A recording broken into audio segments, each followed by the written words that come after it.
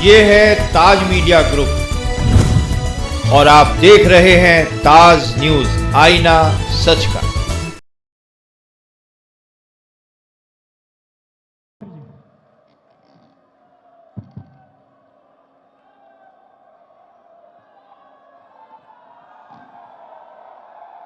भारत माता की, भारत माता की, भारत माता की।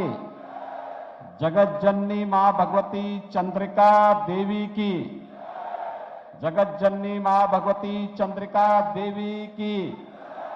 वंदे वंदे वंदे।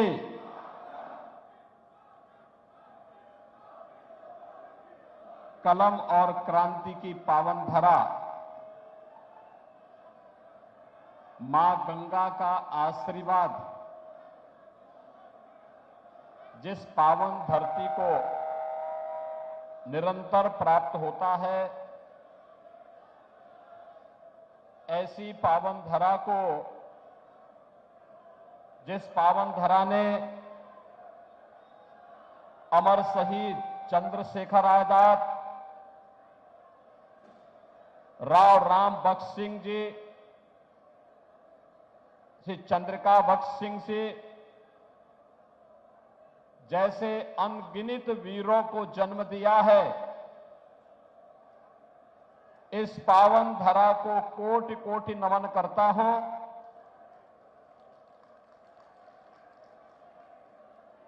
ये उन्नाव की ही धरती है जहां सूर्यकांत त्रिपाठी निराला, पंडित प्रताप नारायण मिश्रा, श्री गया प्रसाद शुक्ल, आचार्य नंद दुलारे वाजपेयी, शिवमंगल सिंह सुमन और हृदय नारायण दीक्षित जैसे महान साहित्यकार पैदा हुए हैं। इस पावन धरा को मैं पुनः पुनः नमन करते हुए अमर शहीद वीर गुलाब सिंह लोधी की इस पावन धरा को नमन करता हूं और आप सबका मैं हृदय से अभिनंदन करता हूं। मंच पर उपस्थित उत्तर प्रदेश सरकार में मेरे मंत्रिमंडल के सहयोगी मंत्री श्री दयाशंकर सिंह जी, विधान परिषद के विधानसभा के पूर्व अध्यक्ष और इस क्षेत्र के पूर्व विधायक पंडित हृदय नारायण दीक्षित जी, लोकप्रिय सांसद और भारतीय जनता पार्टी के प्रत्याशी डॉक्टर सचिदानंद हरि साक्षी जी, जिला पंचायत अध्यक्ष श्रीमती शकुन सिंह जी, भारतीय जनता पार्टी की जिला की प्रभारी श्रीमती अर्चना मिश्रा जी, जिलाध्यक्ष श्री अवधेश कटियार जी, हमारे सभी माननीय विधायकगण श्री पंकज गुप्ता जी, बंबालाल दिवाकर जी, ब्रजेश रावत जी, श्रीकांत कटियार जी, अनिल सिंह जी, आशुतोष शुक्ला जी, रामचंद्र प्रधान जी और इस कार्यक्रम का कुशल संचालन कर रहे हरदोई के पूर्व जिला के अध्यक्ष और लोकसभा के प्रभारी श्री सौरभ मिश्रा जी, उन्नाव के मेरे सभी उपस्थित बहनों और भाइयों, आज मुझे लोकतंत्र के इस महापर्व के लिए आप सबका आह्वान करने के लिए पुनः आपके बीच में आने का सौभाग्य प्राप्त हुआ है। बहनों और भाइयों, पूरे देश के अंदर लोकसभा के 2 चरण संपन्न हो चुके हैं। कल तीसरे चरण का मतदान होगा। अब तक के 2 चरण 191 सीटों पर चुनाव हुए हैं और देश के अंदर जो रुझान है वे रुझान बताते हैं कि फिर एक बार मोदी सरकार। लोग जहां कहीं भी जाओ एक ही बात कहते हैं, मोदी सरकार लाने के लिए लोगों के मन में एक नई उत्सुकता है और ये अचानक नहीं है। बहनों और भाइयों, पिछले 10 वर्ष के अंदर भारत में जो परिवर्तन करके मोदी जी ने दिखाया है, इसके प्रति आम जनमानस के मन में एक सम्मान और श्रद्धा का भाव है और हर व्यक्ति चाहता है कि मोदी जी तीसरी बार देश के प्रधानमंत्री बने। बहनों और भाइयों, देश के अंदर भारत का वैश्विक मंच पर सम्मान दिलाने का मामला हो या देश की सीमाओं को सुरक्षित करने का, देश के अंदर आतंकवाद और नक्सलवाद की समस्या का समाधान करने का हो या फिर बड़े बड़े विकास के परियोजनाओं को आगे बढ़ाने का, गरीब कल्याणकारी योजनाओं की तो कोई गिनती ही नहीं। 2014 और 2014 के पहले और 2014 के बाद के कार्यों की अगर हम तुलना करते हैं तो जमीन आसमान का अंतर आपको नजर आएगा। बहनों और भाइयों, याद करिए 2014 के पहले गरीब भूख से मरता था, कोई पुरसा हाल नहीं था। गरीब चिकित्सा के अभाव में दम तोड़ता था, कोई पूछने वाला नहीं था। 2014 के पहले गरीब के घर में या सामान्य परिवारों के घर में भी अगर रसोई गैस का सिलेंडर कभी समाप्त हो जाए और दूसरी व्यवस्था नहीं है, उसको तत्काल रसोई गैस नहीं मिल पाती थी क्योंकि किल्लत थी, ब्लैक मार्केटिंग होती थी और अगर किसी ने कुछ ज्यादा बोल दिया तो पुलिस के डंडे पड़ जाते थे। बहनों और भाइयों, गरीब सर्दियों में जाड़े में ठिठुरने के लिए मजबूर होता था, बरसात में भीगने के लिए मजबूर होता था क्योंकि सिर ढकने के लिए छत नहीं हुआ करती थी।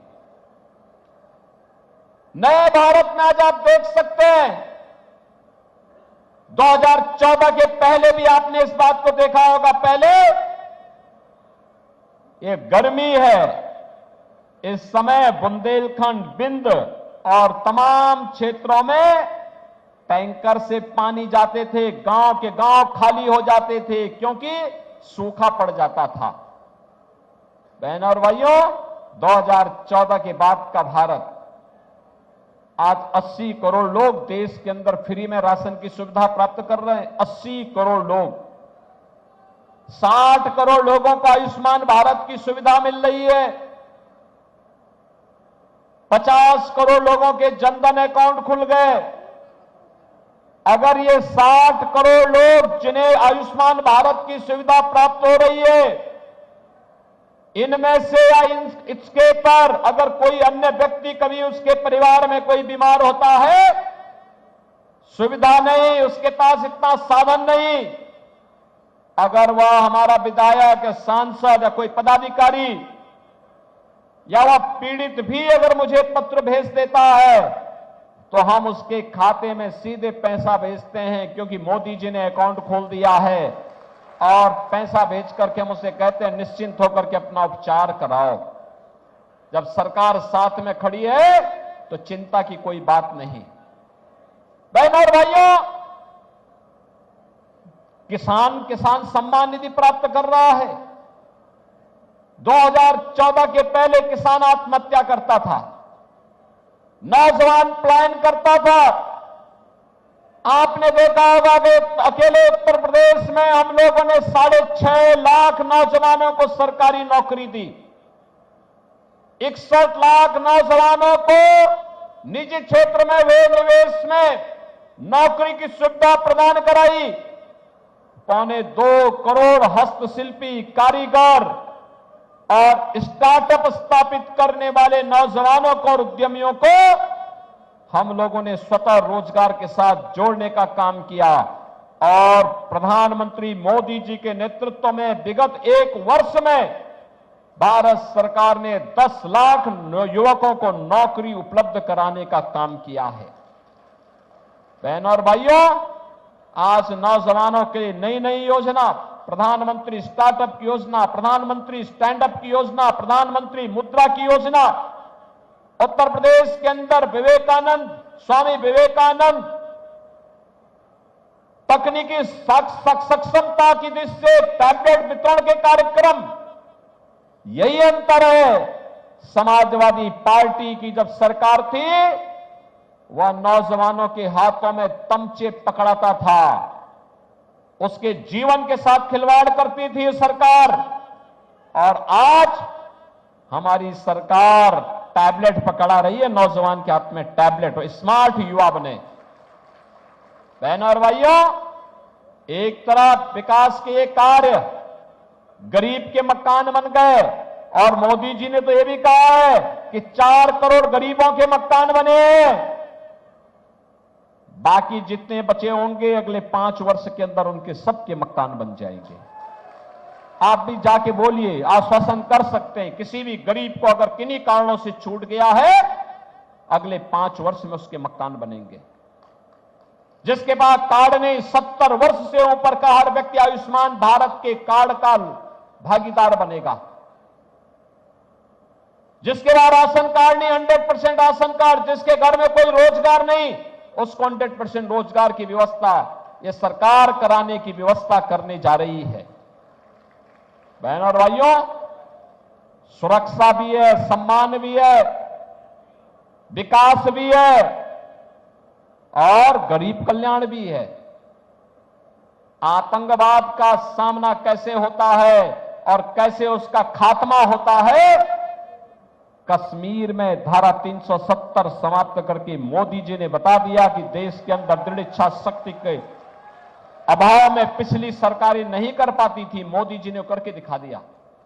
डॉक्टर श्यामा प्रसाद मुखर्जी बलिदान हुए थे कश्मीर को लेकर के, तब भारतीय जनसंघ और भारतीय जनता पार्टी का कार्यकर्ता नारा लगाता था, जहां हुए बलिदान मुखर्जी वह कश्मीर हमारा है, ये नारे लगते थे।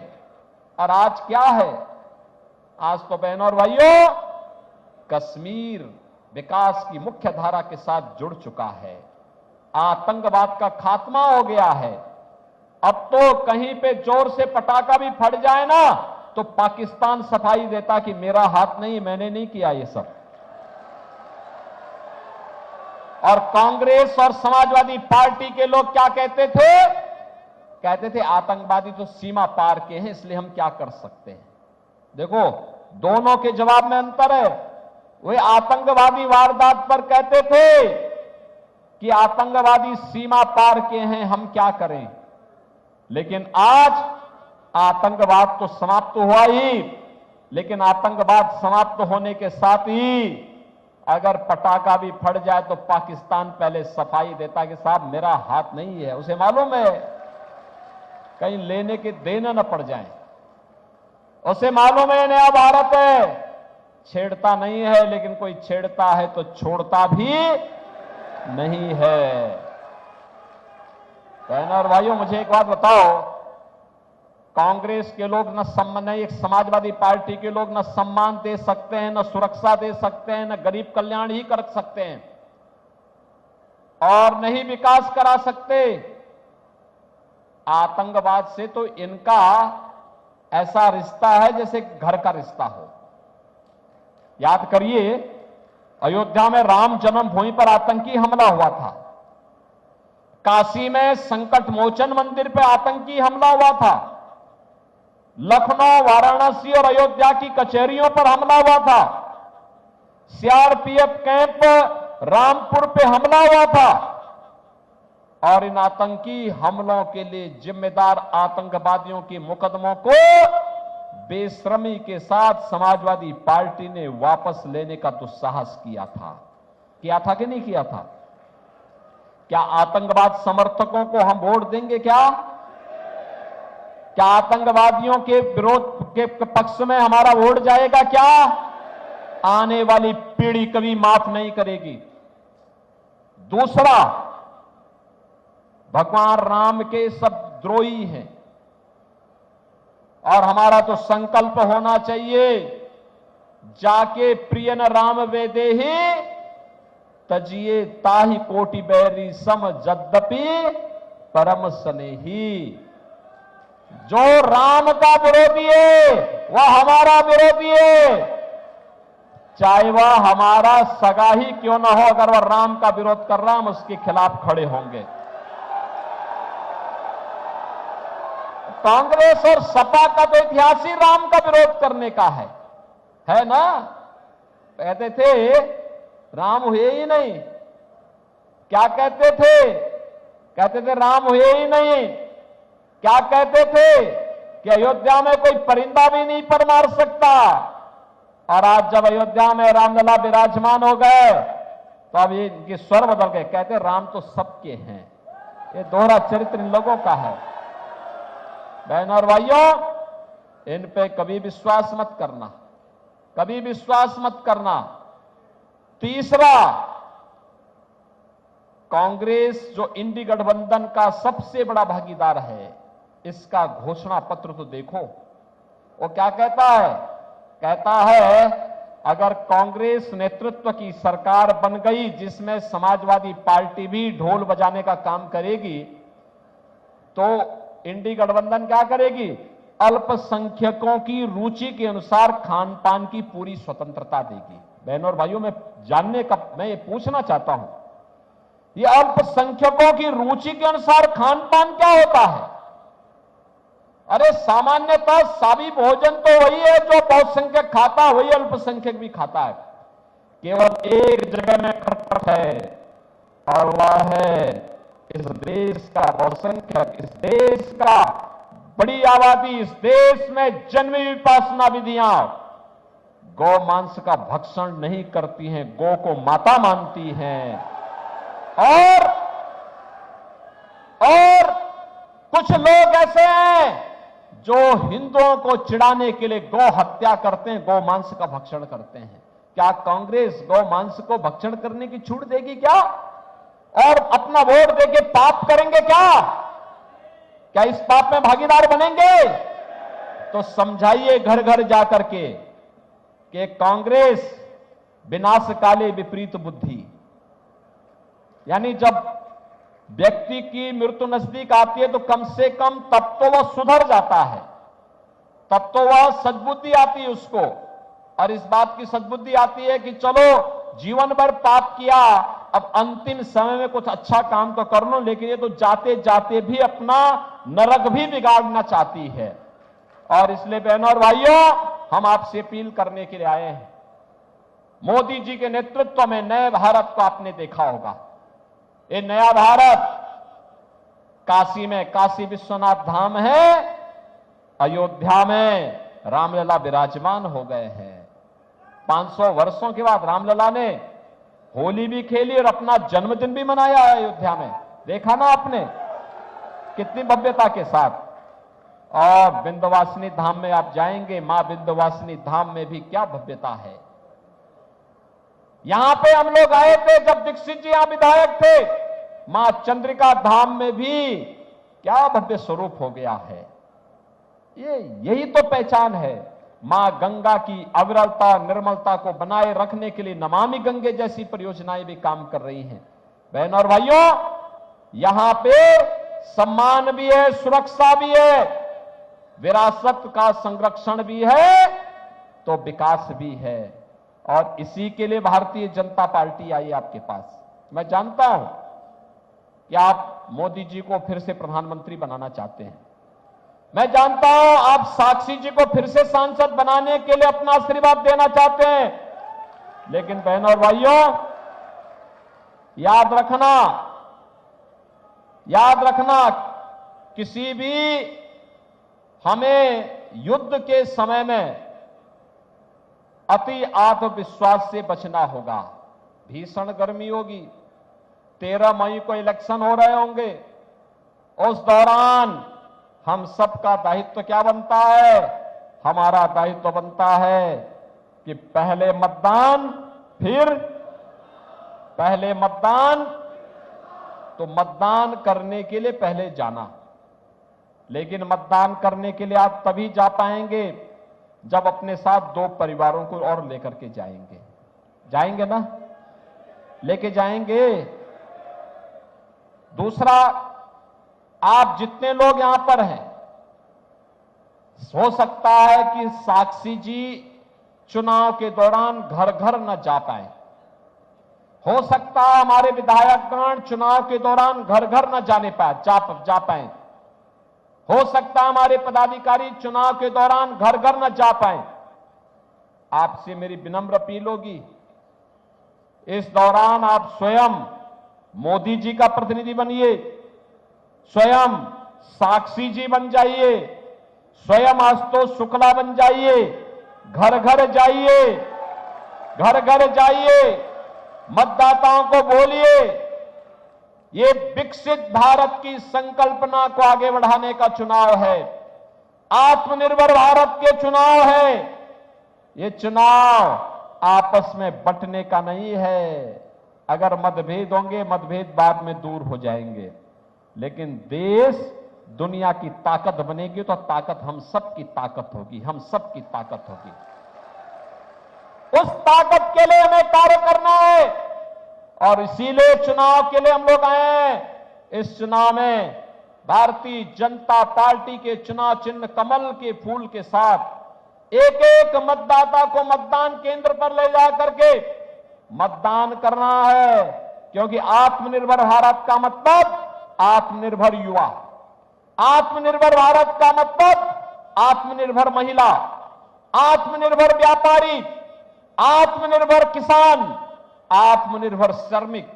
और जब ये सभी तबका आत्मनिर्भर होता है बहनों और भाइयों, तो भारत आत्मनिर्भर होता है, और भारत आत्मनिर्भर होता है तो दुनिया की एक ताकत बनती है। विकसित भारत की संकल्पना को आगे बढ़ाने में मदद मिलती है। और उसी विकसित भारत के लिए आज हम सब आपके पास समर्थन मांगने के लिए आए हैं। आप सभी कमल चुनाव चिन्ह पर यहां से बाबा को चुनाव जिता के भेजेंगे ना? सभी भेजेंगे, घर घर जाएंगे, मोदी जी को तीसरी बार प्रधानमंत्री बनाएंगे। सभी लोग सहमत हैं? तो फिर मेरे साथ बोलेंगे दोनों हाथ उठा करके, भारत माता की, भारत माता की, भारत माता की जय श्री राम, जय जय श्री राम।